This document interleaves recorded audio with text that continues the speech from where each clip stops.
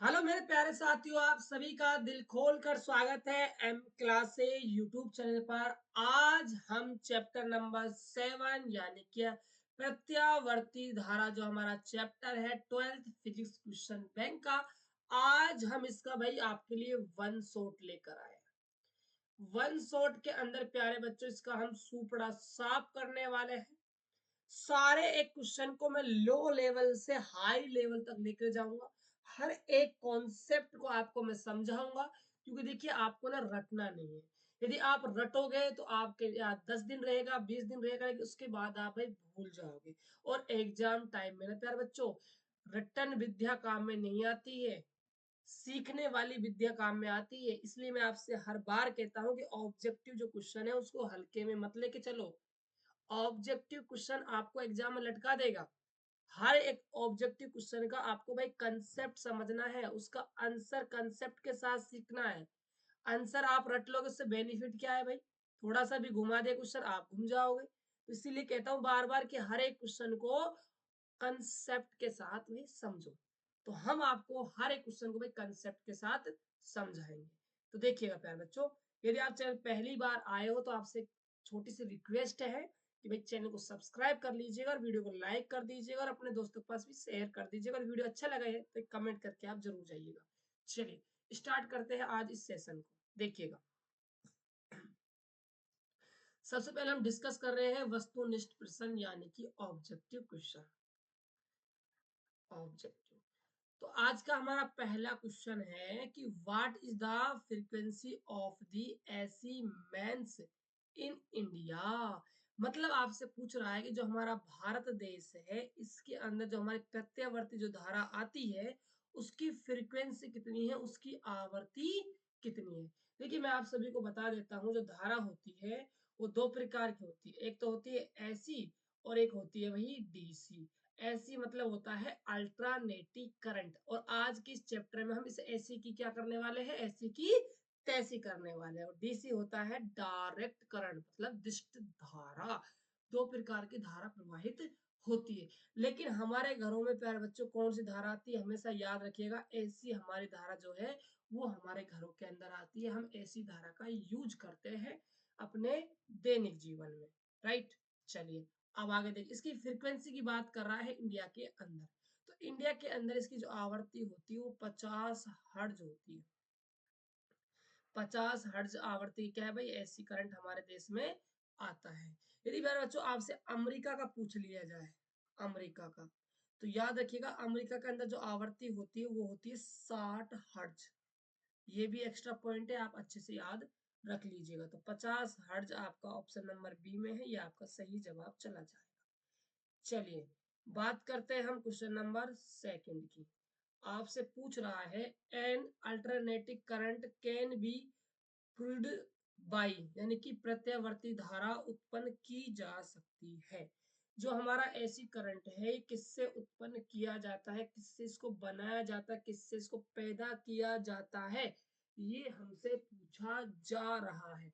देखिएगा ध्यान से हमेशा ध्यान रखिएगा प्यारे बच्चों, जो डायनमो होता है, एक डायनमो क्या है, बहुत बड़ा एक उपकरण होता है, एक बहुत बड़ी क्या है मशीन होती है, जिसकी सहायता से क्या है हम यांत्रिक ऊर्जा को कन्वर्ट करते हैं विद्युत ऊर्जा के अंदर, यानी कि प्रत्यवर्ती धारा के अंदर। तो इसका सही जवाब हो जाएगा डायनमो। चलिए अगले क्वेश्चन की बात करते हैं। क्वेश्चन नंबर हमारा है थर्ड।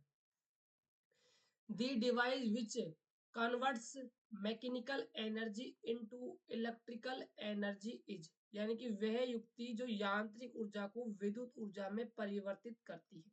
अभी बताया मैंने आपको, यांत्रिक ऊर्जा को विद्युत ऊर्जा में कन्वर्ट कर दे उस युक्ति को कहते हैं डायनमो।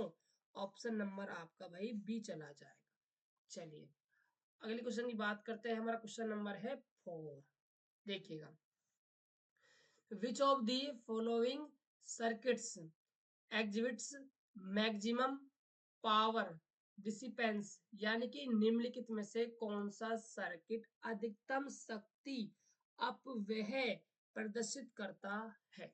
इसका मतलब ये होगा सबसे ज्यादा जो शक्ति का जो लॉस है वो कहाँ होता है, ये आप सभी को बताना है। देखिएगा इस क्वेश्चन को हम कैसे बनाएंगे।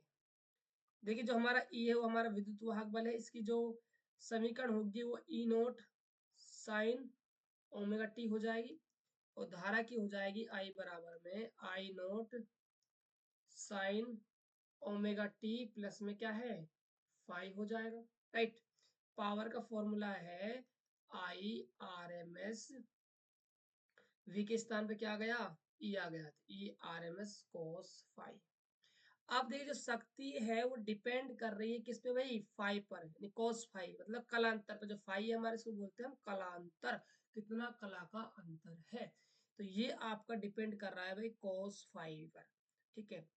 तो cos फाइव का जो मैक्सिमम मान होगा उस पर हमारा p का मान भी क्या होगा भाई हमारा अधिकतम होगा। तो cos अधिकतम कब होता है, cos अधिकतम कब होता है 0 डिग्री पर, इस पर 0 डिग्री पर। तो cos जीरो का मान कितना होता है मेरे बच्चों, ये आपका होता है एक, कितना होता है एक आपका होता है। बात समझ में आई। तो यहां से आप देखिए यहां से आपका क्या हो जाएगा एक आपका हो जाएगा। तो आपका जो फॉर्मूला बनेगा P बराबर में बनेगा आई आर एम एस और आपका E R M S, right.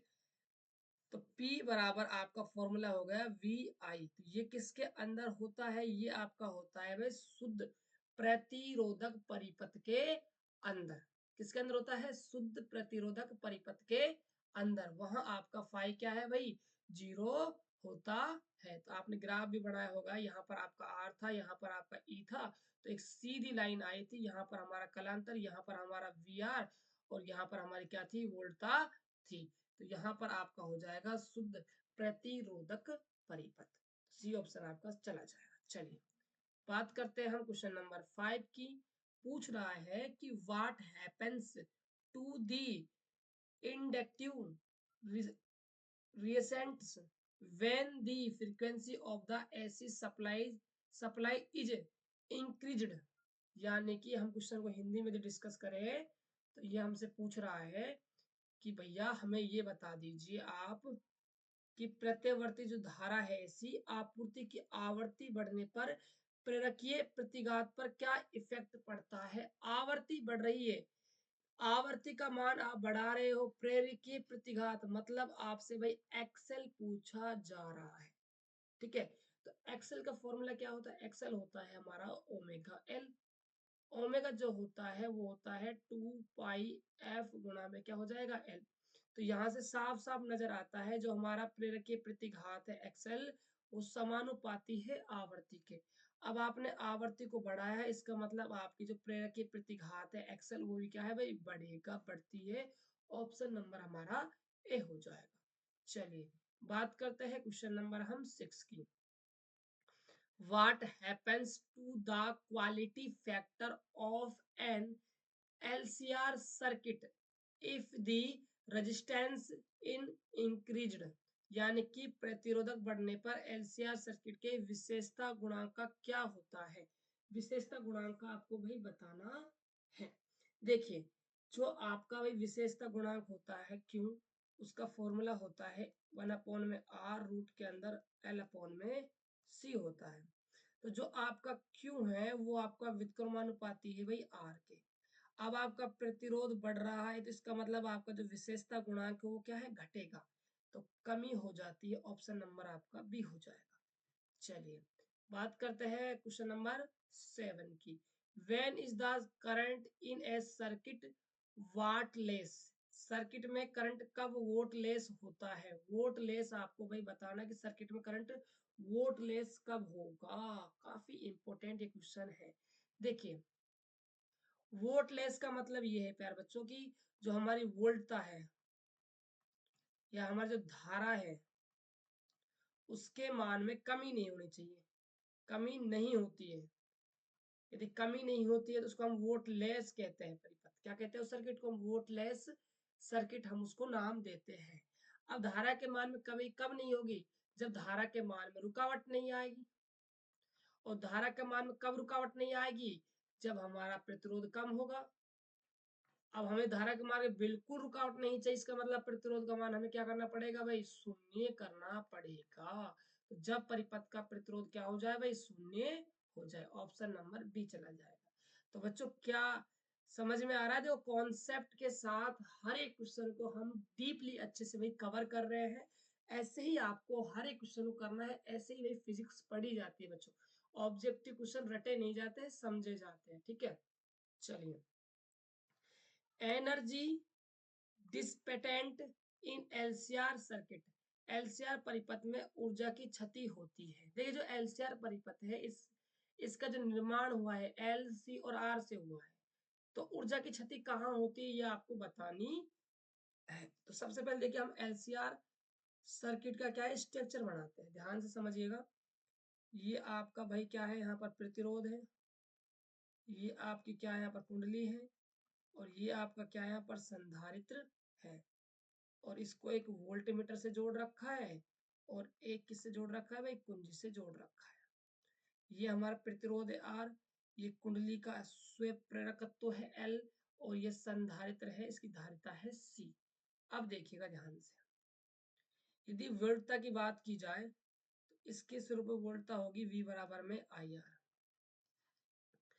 और जो हमारा एल है, ठीक है, तो एल क्या है यहाँ पर, कुंडली, कुंडली के अंदर क्या है ऊर्जा भाई संचित होती है, हमने फॉर्मूला पढ़ा था यू बराबर हाफ एल आई स्क्वायर होती है। और जो संधारित्र है, इसकी प्लेटों के मध्य भी क्या है भाई, ऊर्जा संचित होती है, ना कि हानि होती है। तो ऊर्जा आती है क्यू स्क्वायर अपॉन में 2c। तो आप देख सकते हो जो कुंडली है हमारा और जो हमारा संधारित्र है, ये तो क्या है भाई एनर्जी को स्टोर करते हैं, सुरक्षित करते हैं। लेकिन जो हमारा आर है, जो हमारा प्रतिरोध है, ये क्या करता है भाई, ऊर्जा का लॉस करता है, ऊर्जा ऊर्जा क्या क्षति करता है। तो ये किस में होता है, केवल आर के द्वारा ही किया जाता है। तो ऑप्शन नंबर आपका भाई सी चला जाएगा। चलिए बात करते हैं अगले क्वेश्चन की। क्वेश्चन नंबर हमारा है 9। काफी बेहतरीन क्वेश्चनों में से एक क्वेश्चन है, मोस्ट इंपोर्टेंट, इसके ऊपर आप लगा लीजिएगा। देखिएगा, एक प्रत्यावर्ती धारा परिपथ में प्रेरकत्व और संधारित्र प्रतिघात का अनुपात क्या होगा। प्रेरकत्व की प्रतिघात होती है एक्सएल, और संधारित्र की प्रतिघात होती है एक्सी। इनका आपसे अनुपात पूछा जा रहा है। एक्सएल तो होता है ओमेगा एल, एक्स होता है 1 अपॉन ओमेगा सी। ऊपर जाएगा आपका तो ये ओमेगा स्क्वायर एल सी हो जाएगा, ओमेगा स्क्वायर एल सी।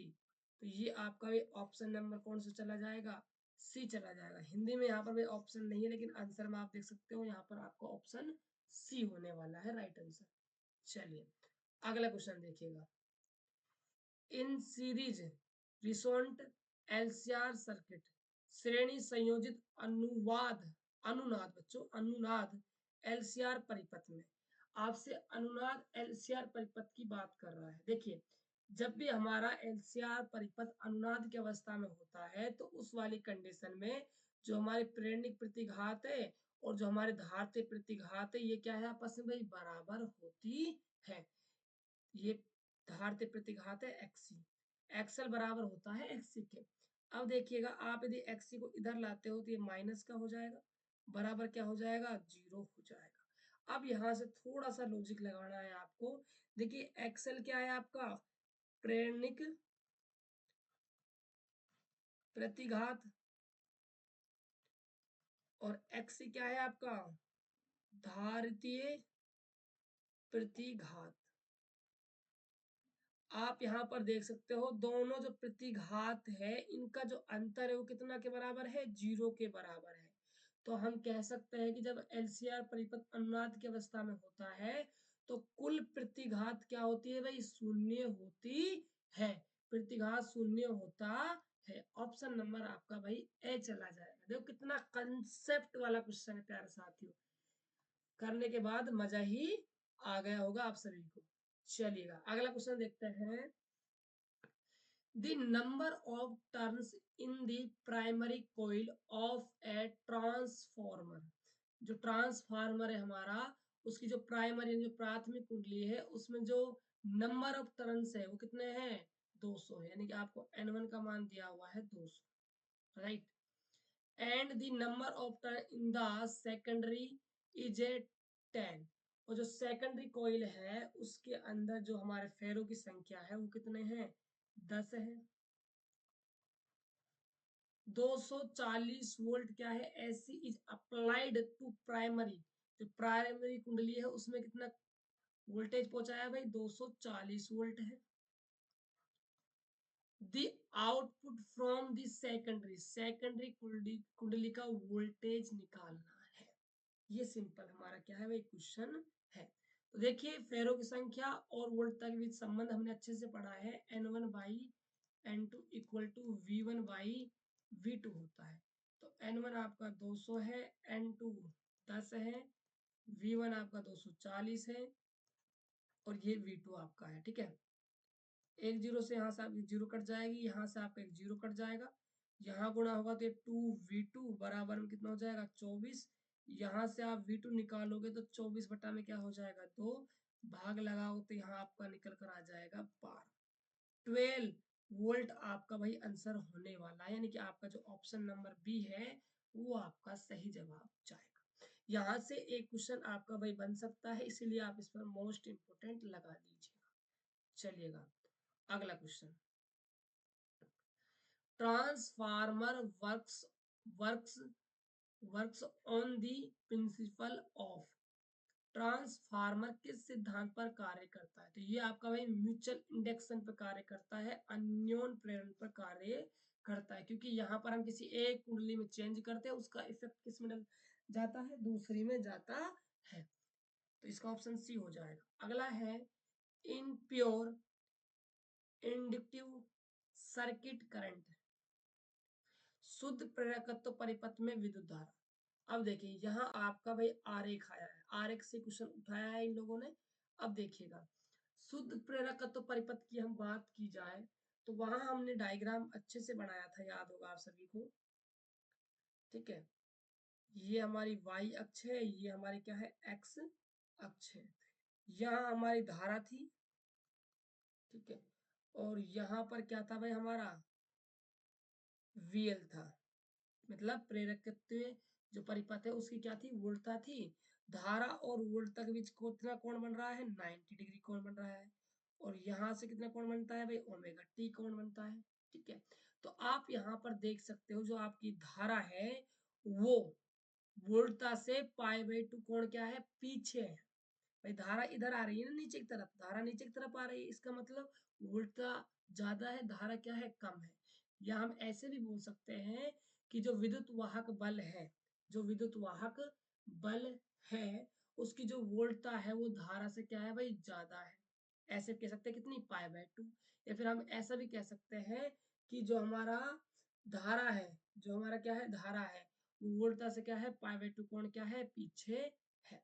तो ये हमारा क्या है आई है। ठीक है, और इस आई को हमने रिप्लेस किया था, आप सभी को याद होगा, ई से, मतलब विद्युत वाहक बल से। तो यहाँ देखिएगा विद्युत वाहक बल से पाई बाई 2 कोण से पीछे होता है। एक सेकंड प्यारे बच्चों, इसको यहाँ से हम रब कर देते हैं। ये हमारा ई को हमने क्या माना था, सॉरी वी को हमने ई माना था, आई को नहीं माना था प्यारे बच्चों, सॉरी गलती हो गई।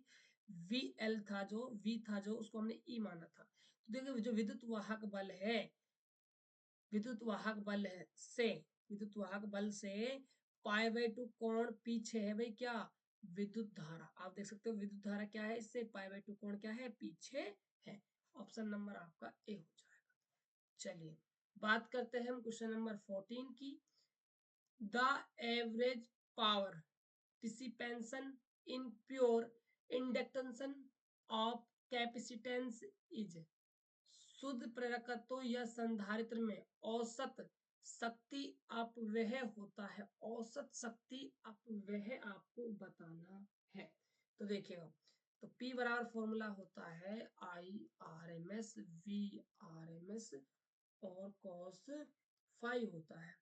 अब यहाँ पर L और C परिपथ की बात चल रही है। L और C परिपथ में जो कलांतर होता है वो हमारा 90 डिग्री होता है। तो cos 90 होता है 0, तो हमारा आएगा भाई शून्य निकल कर, ऑप्शन नंबर डी हो जाएगा।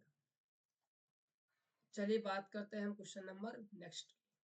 क्वेश्चन नंबर है 15। संधारित्र अनंत प्रतिरोध के रूप में कार्य करता है। जो संधारित्र है वो अनंत प्रतिरोध के रूप में कब कार्य करता है, ये आपको बताना है। देखिएगा ध्यान से, काफी अच्छा इसका भाई कॉन्सेप्ट है, अच्छे से आप समझिएगा ध्यान से, ठीक है। देखिए, जो हमारा संधारित्र होता है उसका जो एक्सी होता है वो आवर्ती के क्या है, व्युत्क्रमानुपाती होता है, ठीक है। देखिए, जो हमारा एसी है उसकी आवर्ती होती है 50 हर्ट्ज, और जो हमारे डीसी है उसकी आवर्ती होती है 0, ठीक है। अब देखिएगा ध्यान से, प्रतिरोधक क्या है, अनंत करना है, यानी जो हमारा एक्सी है उसका मान क्या है, अनंत करना है, ठीक है। अनंत कब आ सकता है भाई, जब यहाँ पर हम फ्रीक्वेंसी का मान कितना जमाएंगे, 0 जमाएंगे। भाई हम 0 रखते हैं तो 1/0 क्या होगा, हमें इनफाइनिटी देगा। तो हमारा जो प्रतिरोधक है, संधारित्र जो प्रतिघात है वो क्या हो जाएगी, अनंत हो जाएगी। तो यहाँ पर जो प्रतिरोध है वो अनंत के रूप में क्या है, कार्य करेगा। तो कब करेगा भाई, जब डीसी में होगा। किस में होगा, जब डीसी में होगा। यदि एसी में होता तो यहाँ पर भाई अनंत नहीं बनता। अनंत बनाना है तो डीसी में हमें करना पड़ेगा। चलिए अगले क्वेश्चन की बात करते हैं। क्वेश्चन नंबर हमारा है 16। The core of transformer is made limited because, transformer के कोर को लेमिनेट किया जाता है। लेमिनेट है बच्चों, लिमिटेड नहीं है, लेमिटेड है, लेमिनेट है, लेमिनेट है, सॉरी बच्चों, लिमिटेड नहीं है, लेमिनेट है। लेमिनेट क्यों किया जाता है, इसका आपको जवाब देना है। देखिए, जो कोर होती है, ट्रांसफार्मर जो होता है, जो कोइल होती है, उसको क्या है हम भाई लपेटते हैं, ऐसे ऐसे उनको लपेटा जाता है। इसका एक ही रीजन है कि हम जो ऊर्जा हानि होने वाली है, जिसको हम शैथिल्य हानि भी कहते हैं, उस हानि से बचाने के लिए हम क्या है, इसको भाई लेमिनेट करते हैं। तो ऐसा करने के लिए ऊर्जा हानि को कम किया जा सकता है। ऑप्शन नंबर हमारा बी हो जाएगा। चलिए अगले क्वेश्चन की बात करते हैं। प्रत्यावर्ती धारा का चरम मान कह दीजिए, या फिर आप इसको शिखर मान बोल दीजिए, एक ही बात है। इसका मूल माध्य वर्गमान होगा। मूल माध्य वर्गमान मतलब आपका जो IRMS है वो किसके इक्वल होता है, I0 में √2 के इक्वल होता है। तो यहाँ से आप मैच कर लीजिए, आपका जो ऑप्शन नंबर ए है वो आपका सही हो जाएगा। चलिए बात करते हैं अगले क्वेश्चन की। अगला क्वेश्चन है एक स्टेप अप। स्टेप अप का मतलब है ऊंचाई ट्रांसफार्मर। एक ऊंचाई ट्रांसफार्मर में प्राथमिक और द्वितीय कोइल में घुमावों की संख्या कितनी है, N1 और क्या है, N2 है, ठीक है। तो कौन सा रिलेशन सही होगा। तो प्यारे बच्चों याद कीजिए, आप सभी ने ऊंचाई ट्रांसफार्मर और अपचाई ट्रांसफार्मर पढ़ा होगा। तो ऊंचाई ट्रांसफार्मर के अंदर भी 2 कोइल होती है, अपचाई ट्रांसफार्मर के अंदर भी 2 कोइल होती है। तो जो आपका उच्चाई ट्रांसफार्मर होता है उसमें क्या होता है, जो द्वितीय कुंडली होती है उसमें फेरों की संख्या ज्यादा होती है प्राथमिक कुंडली से, और अपचाई में जस्ट इसका क्या है, अपोजिट हो जाता है। तो N2 ज्यादा है N1 में, N1 से। ये ऑप्शन नहीं होगा, ये भी नहीं होगा, ये भी नहीं होगा, तो कौन सा ऑप्शन होगा, बी। थोड़ा सा ऐसे लिख रखा है ना, कंफ्यूज मत होना, एक ही बात है प्यारे बच्चों, ये दोनों क्या है, आपस में बराबर ही है। चलिए क्वेश्चन नंबर हमारा 19 है। What is the reactance of the capacitor in a in a DC in a DC circuit. DC परिपथ में संधारित्र की प्रतिघात क्या होती है। देखिए, डीसी परिपथ में हमें संधारित्र की प्रतिघात बतानी है। तो संधारित्र की प्रतिघात होती है एक्सी, ये होती है 1/ओमेगा सी। ओमेगा का मतलब होता है 2πf गुणा में सी। तो एक्सी क्या है, व्युत्क्रमानुपाती है आवर्ती के, और जो डीसी होती है इसकी आवर्ती होती है 0। तो एक्सी 1/0 मतलब एक्सी क्या आ जाएगा भाई, अनंत आ जाएगा, यानी कि अनंत। ऑप्शन नंबर बी हो जाएगा। चलिए बात करते हैं अगले क्वेश्चन की। देखिएगा, स्टेप अप ट्रांसफार्मर का परिवर्तन अनुपात है। ये बच्चों आपके सिलेबस में नहीं है इस साल, इसको इस साल हटा दिया गया है, ठीक है। लेकिन फिर भी आप याद रख लीजिएगा, जो हमारा उच्चाई ट्रांसफार्मर होता है, ठीक है, इसमें जो परिवर्तन अनुपात होता है वो 1 से क्या होता है भाई अधिक होता है। क्यों? देखो n2 ज्यादा होता है n1 से, तो यहाँ n2 बटा में n1, ठीक है, यहाँ कुछ k मान लेते हैं तो n2 बटा में n1, ये हमेशा क्या है n2 ज्यादा है, इसलिए इसका मान 1 से क्या होता है भाई ज्यादा होता है। ये सिलेबस में नहीं, टेंशन नहीं लेना है आपको, ये सिलेबस से हट चुका है। तो ये थे आपके भाई 20 ऑब्जेक्टिव क्वेश्चन। उसके बाद क्या है भाई आपके वेरी शॉर्ट टाइप के क्वेश्चन है, ये थ्योरी है बच्चों, ये पूरी पूरी क्या है थ्योरी है, ठीक है। इसको आपको अच्छे से याद करना है। देख लीजिए यहाँ पर लिखा हुआ है कि भारत में आपूर्ति की प्रत्यवर्ती धारा की आवृत्ति क्या है और दिष्ट धारा की आवृत्ति क्या है। भारत में कितनी है 50 हर्ट्ज है और दिष्ट की कितनी है भाई 0 हर्ट्ज है, ठीक है। आगे देखिएगा एसी का उपयोग डीसी से अधिक पसंदीदा वोल्टेज के रूप में क्यों किया जाता है, कारण दीजिए। क्योंकि जो प्रत्यवर्ती धारा है इसको हम घटा बढ़ा सकते हैं अपनी इच्छा अनुसार, लेकिन जो डीसी है डायरेक्ट करंट वो बहुत ही खतरनाक करंट है, इसका मान नियत रहता है, कांस्टेंट रहता है, इसको हम बदल नहीं सकते, ठीक है। आगे देखिएगा ये कुछ क्वेश्चन है, ये कुछ थ्योरेटिकल क्वेश्चन है और ये कुछ अंतर वाला क्वेश्चन है। बेसिकली एसी और डीसी में अंतर स्पष्ट करना है, बिल्कुल इजी क्वेश्चन है, इसको आप अच्छे से कर लीजिएगा तैयार, ठीक है। जो ये डेरिवेशन वाले हैं सारे क्वेश्चन इनको मैं करवाऊंगा, अलग से वीडियो आएगी हर एक टॉपिक की, अलग से हम कवर करेंगे भाई, इनको अलग से कवर करेंगे अच्छे से, ठीक है। ये देख लीजिए, तो ये आपका भाई ये चैप्टर है, यहाँ से एक बड़ा क्वेश्चन आएगा डेरिवेशन का, अच्छे से तैयार कर लीजिएगा इस चैप्टर को आप। हाँ जी, एक क्वेश्चन यहाँ पर देख लीजिए, प्रतिघात का जो मात्रक है, प्रतिघात क्या है, एक रुकावट ही तो है, रुकावट मतलब एक प्रतिरोध ही तो है, तो प्रतिरोध का मात्रक क्या होता है ओम होता है, तो इसका भी क्या होगा ओम हो जाएगा, ठीक है। चलिएगा, तो ये आपका भाई चैप्टर है, बस थोड़ा सा और है और खत्म होने वाला है, ठीक है। ये देख सकते हो आप यहाँ पर ट्रांसफार्मर आ गया। देखिए 2025 के एग्जाम के लिए ये जो क्वेश्चन है आपका ट्रांसफार्मर वाला मोस्ट इंपोर्टेंट क्वेश्चन है 2025 के बोर्ड एग्जाम के लिए, इसको आप अच्छे से तैयार कर लीजिएगा। तो ये आपका भाई चैप्टर है, काफी क्वेश्चन है इसके अंदर, ठीक है। मतलब कह सकते हो पूरी जो बुक है ना उसको लिख दिया है इन लोगों ने, पूरी बुक को ही लिख दिया है।